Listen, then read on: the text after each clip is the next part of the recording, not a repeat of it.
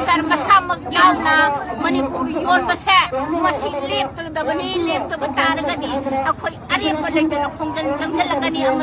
Manipur कनगनी हाइबा वाफमसे थमजरी lemma आइगी Ming लोरेंबम Gandhi आई अंकिन की प्रेसिडेंटनी अदुगा आई कोकोमी की represent अमनी component body अमनी अदु ngasi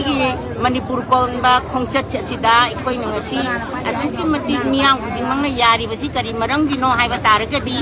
Manipur gi hak che laita pagat sa manaraba aikoi gi hak kanna ba masung Indian constitution na yaba democracy set pa laibakta aikoi gi hak matlaba sida aikoi gi hak kanna ba na Manipur pradana ngasi thoglai ibani aduna hojik leiriba phibam asida Indiana khangna khangsinadaba ulong usinadaba aduga bakhaton thumdilaganda karigumta hamna yengdaba thamdi ke hairaga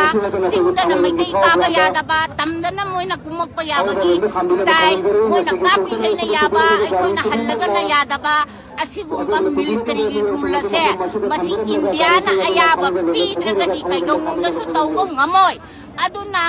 Indiana army ki power sijinnaraga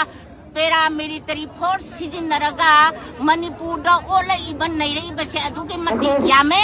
aduna masana khangna Manipur da tawriba thabak singje handok taba taragadi Manipur ki ima ibel sing Manipur praja khuding mangna especially maitai nupi singna thawai thadok pamude hai base zap zan utkani hai base ma ai thamjari aduga loinana hauji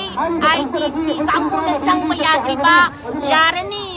nani order thoga inong na so champuda nipa mamagi nupi manakta chatpada siriba mayam na hainai magi nupi na lawai na koroga magi pisan lokogol loy na kanda thadorok pani haina basi yawi madu chumma natraga chumda ba ikoi khangke tawko thaktabu moina he hali ge diyaba aikoina he tawrugana prithibi sindhungna na baina India government na Prime Minister masamak yauna Manipur yonbase masi leptadabani leptaba taragadi akhoi arepa leidana khongjan changsalagani Manipur kangani haiba wafamse thamjari